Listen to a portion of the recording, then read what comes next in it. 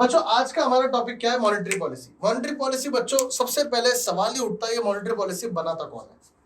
Monetary policy बनाने वाला और कोई नहीं बच्चों, हमारा second highest authority of India यानी कि RBI, reserve Bank of India. Sir एक बात बताओ, चलो ठीक है आपकी बात मान ली, मॉनेटरी पॉलिसी आरबीआई बनाती है, पर क्यों बनाती है तो बताओ। आरबीआई मॉनेटरी पॉलिसी बनाती है, उसके पीछे खास कारण है बच्चों। हमारे देश में जो भी क्रेडिट है उसको कंट्रोल करने के लिए ये आरबीआई बच्चों क्या करता है? मॉनेटरी पॉलिसी बनाता है। बच्चों मॉनेटरी पॉलिसी क्यों बनाती है? क्योंकि हमारे देश में जो भी क्रेडिट कंट्रोल करना बच्चों वो आरबीआई करती है। और ये यहाँ पे क्रेडिट कंट्रोल का क्या मतलब है? क्रेडिट कंट्रोल का मतलब है हमारे देश में दो चीजें बच्चों चल रही होंगी। एक चल रहा होगा हमारे देश में क्या? इन्फ्लेशन। और एक चल रहा होगा हमारे देश में क्या? डिफ्लेशन। इनको कंट्रोल करना बच्चों ये आरबीआई का मकसद है, और यही मकसद बच्चों पूरा मॉनेटरी पॉलिसी बना के करती है। ठीक है, चलिए अब बच्चों समझना मेरी बात को, कैसे बनाएगी बच्चों? दो तरह के इंस्ट्रूमेंट बनाती है जिसका नाम है क्वांटिटेटिव और क्वालिटेटिव इंस्ट्रूमेंट्स। पहला जो इंस्ट्रूमेंट है दोस्तों वो है क्वालिटेटिव इंस्ट्रूमेंट। क्वांटिटेटिव इंस्ट्रूमेंट पहले पढ़ लेते हैं चलो। तो क्वांटिटेटिव इंस्ट्रूमेंट्स इसका पहला इंस्ट्रूमेंट है बच्चों। अब क्या होता है ये देखते हैं हम। क्वांटिटेटिव इंस्ट्रूमेंट का मतलब होता है जहां पे हम कुछ इंटरेस्ट को ऊपर नीचे करके हमारे इस देश में इन्फ्लेशन और डिफ्लेशन को कंट्रोल कर सकेंगे। ठीक है, अब ये बताओ जरा इन्फ्लेशन क्या होता है? इन्फ्लेशन का मतलब होता है जब भी हमारी कंट्री में महंगाई हो जाती है, प्राइस बढ़ जाती है। लेकिन बच्चों थोड़ा सा इसको ढंग से समझना, एक्चुअल में ये रिजल्टिंग इफेक्ट है। इन्फ्लेशन होता क्यों है ये देखते हैं बच्चों अपन।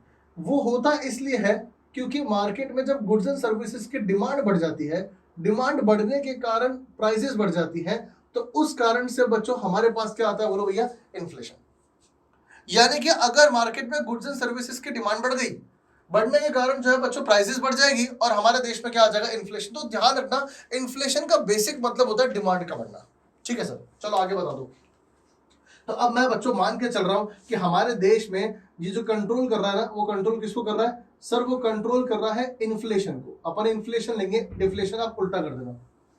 और इन्फ्लेशन का मतलब मैंने आपको अभी अभी समझाया क्या होता है? डिमांड का बढ़ना। यानी हम डिमांड को थोड़ा सा कम कर देंगे। कैसे करेंगे आओ जरा देखते हैं। मेरा इसके अंदर सबसे पहला जो बच्चों इंस्ट्रूमेंट है वो है कौन सा? बड़ा ही इंपॉर्टेंट क्वेश्चन बहुत बार पूछा जाता है, bank rate slash repo rate. ठीक है भाई, आगे चलते हैं। अब ये बैंक रेट क्या होता है, ये रेपो रेट क्या होता है, आइए जरा ये मैं आपको थोड़ा सा अच्छे से समझा लेता हूं।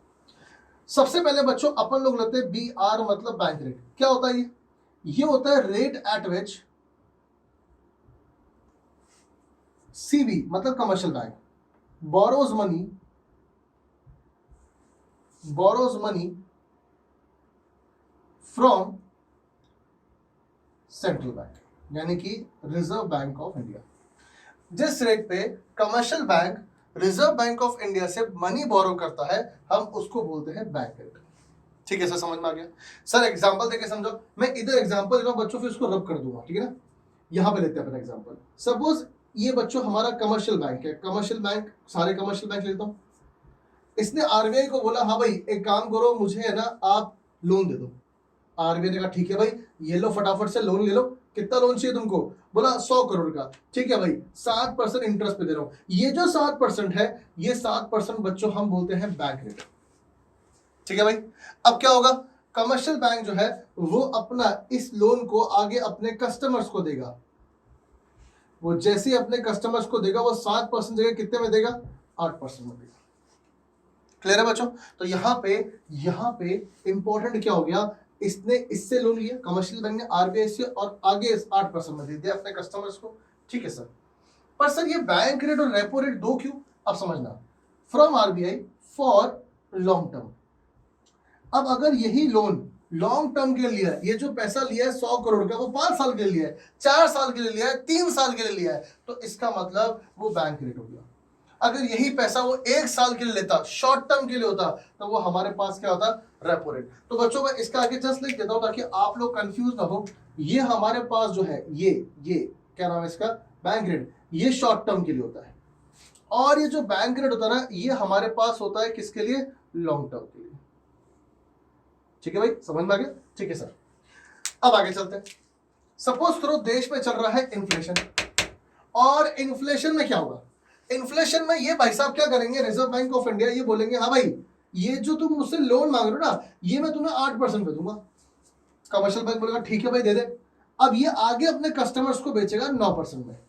यानी कि बच्चों अब इंटरेस्ट लोगों को ज्यादा पे करना पड़ेगा।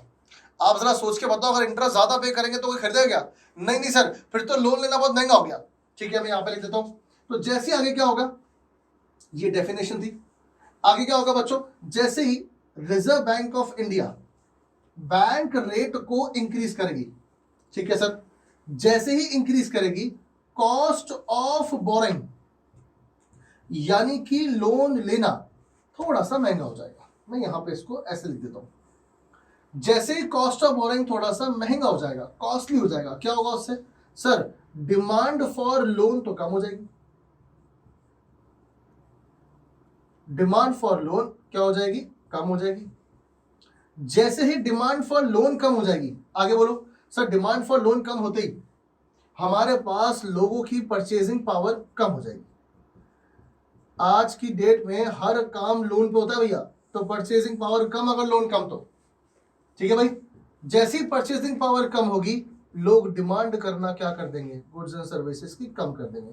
लो भाई जो हम चाहते थे वो हो गया, डिमांड बढ़ रहा है और यहाँ पे हमने डिमांड को कर दिया क्या, कम। देखो हमने क्या, सॉरी बच्चों कौन कर रहा है सर, ये तो आरबीआई कर रहा है सर, होशियारी से। समझ में आ गया? तो इसका मतलब बड़ा ही सिंपल था, क्या सर, बैंक रेट और रेपो रेट से हम आराम से इन्फ्लेशन को कंट्रोल कर सकते हैं। बड़ा सिंपल है, कंट्रोल करने के लिए बैंक रेट को इंक्रीज कर दो। जैसी बैंक रेट इंक्रीज हुई कॉस्ट ऑफ बोरिंग बढ़ जाएगी, डिमांड फॉर लोग डिमांड कम करेंगे, परचेजिंग पावर लोगों की कम हो जाएगी और अगेन डिमांड भी क्या हो जाएगी, कम हो जाएगी। कितना सिंपल सा कंसेप्ट था। क्लियर बच्चों? तो ये मेरा पहला इंस्ट्रूमेंट है बैंक रेट रेपो रेट। चले आगे दूसरे इंस्ट्रूमेंट की तरफ। दूसरा इंस्ट्रूमेंट कौन सा है जरा देखते हैं। मैं यहां पे इसको हटा देता हूं ताकि आपको दूसरा इंस्ट्रूमेंट आराम से दिख जाए। दूसरा इंस्ट्रूमेंट है आपके पास ओपन मार्केट ऑपरेशन। सॉरी बच्चों थोड़ा रेड से लिखना पड़ेगा, ओपन मार्केट ऑपरेशंस। ठीक है भाई। अब ये ओपन मार्केट ऑपरेशन का मतलब क्या होता है, पहले इसकी डेफिनेशन लिखवा देता हूं ताकि आप लोगों को थोड़ा आसानी रहे, है ना।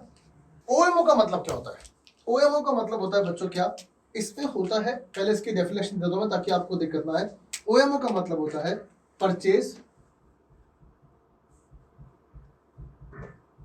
And sale of securities in open market. बच्चों पहले तो है ना, मैं आपको बताता हूँ, ये जो मैं इंस्ट्रूमेंट बना रहा हूँ ये क्वांटिटेटिव इंस्ट्रूमेंट्स है, ठीक है ना, कंफ्यूज मत हो जाना बच्चों, क्वालिटेटिव नहीं है ये, क्वांटिटेटिव है, ठीक है ना। अब purchase and sale of securities in open market, ये बच्चों आपके पास इसकी डेफिनेशन है। सर पहले तो उसको सही करो, आप बताओ ये करता कौन है? ये करेगा बच्चों कौन? आरबीआई, बाय ऑब्वियसली आरबीआई, क्योंकि वही करेक्ट कर रहा है। ठीक है सर, कैसे करेगा बताओ? अपन ने बच्चों मान के चलना है क्या हो रहा है, इन्फ्लेशन। ठीक है भाई, अब मैं फिर से यहाँ पे एग्जांपल ले रहा हूँ और आपको समझाऊंगा कैसे होगा। सपोज करो कि भाई आरबीआई है, ठीक है ना, आरबीआई है और मार्केट में चल रहा है इन्फ्लेशन, जो अपने को पता है डिमांड ज्यादा है, हमें लोगों की डिमांड कम करनी है, तो वो क्या करेगा, ओपन मार्केट में बात फैला देगा। ओपन मार्केट में बोलेगा हाँ भाई open market. Sir open market मतलब जैसे कि कोई इंडिविजुअल हो गया, जैसे कि कोई बॉडी कॉर्पोरेट्स हो गए। बॉडी कॉर्पोरेट्स का मतलब क्या होता है सर, कंपनी। जैसे कि कोई बैंक हो गया, कोई फर्म हो गया, कोई भी, भाई ये तो खुला बाजार है, आ जाओ जिसको आना है और आके मेरे शेयर्स परचेज करो, मैं अपनी सिक्योरिटीज को बेच रहा हूं भैया। ठीक है, तो ये अपने बच्चों क्या करता है, बॉन्ड्स को, सिक्योरिटीज को मार्केट में सेल आउट कर देता है, सेल करता है।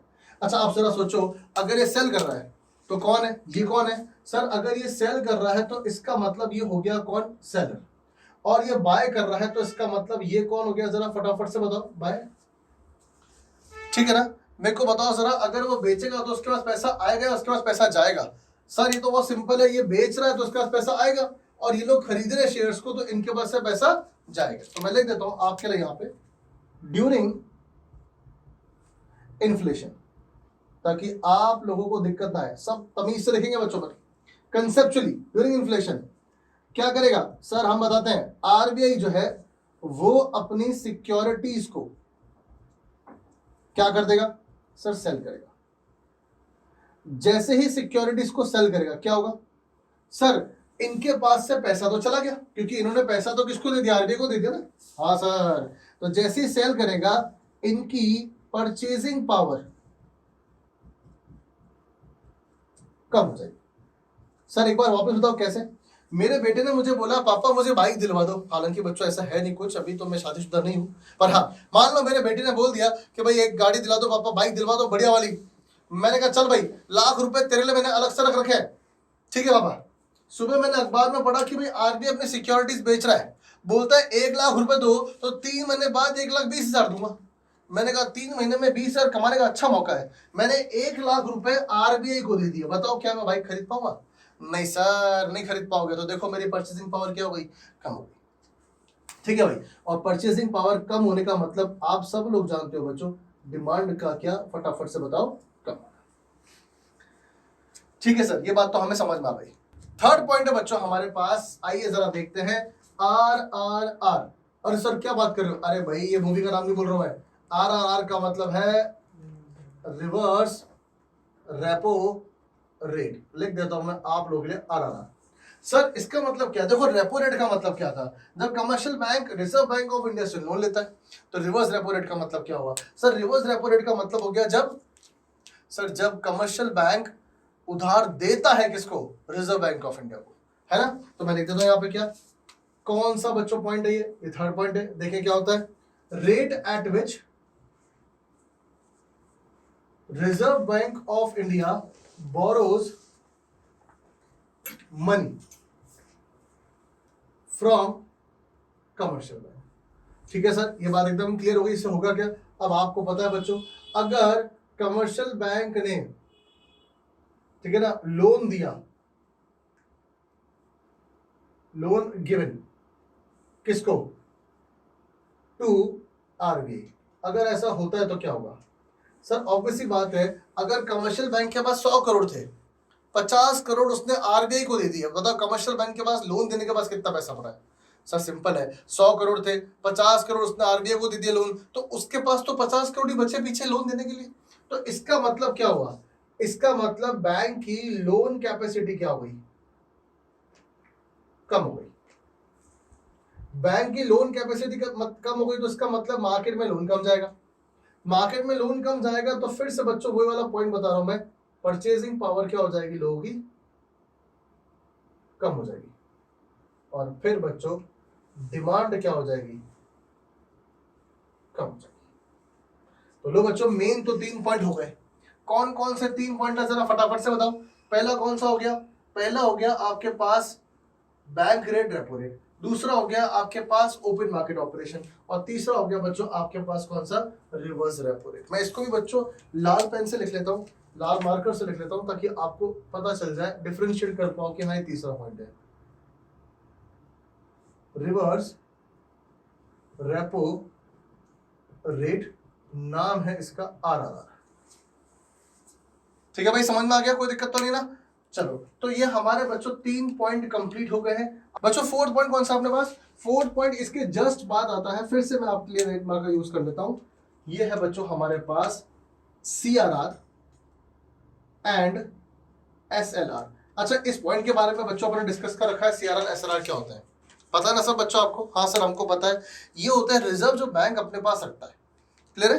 हाँ सर, तो अगर ये रिजर्व है, अगर 20% रिजर्व है तो 80% लोन दे रहा है, 30% रिजर्व है तो 70% लोन दे रहा है। तो इसका मतलब क्या समझना, इसमें क्या होता है बच्चों, अगर सपोज करो इन्फ्लेशन है, ठीक है सर, इन्फ्लेशन में बैंक क्या करती है, दोनों रिजर्व को इंक्रीज कर देती है, CRR इंक्रीजेस और SLR इंक्रीजेस, ठीक है भाई। जैसे ही दोनों इंक्रीज होंगे, जैसे ही दोनों इंक्रीज होंगे क्या होगा सर, जैसे ही दोनों इंक्रीज हो जाएंगे, पता है रिजर्व ज्यादा हो गया, मैं लिख देता हूं बच्चों यहाँ पे ताकि आप लोगों को आसानी रहे, रिजर्व ज्यादा हो जाएंगे, रिजर्व ज्यादा होने का मतलब ऑटोमेटिकली क्या हो गया सर, लोन कम हो जाएंगे।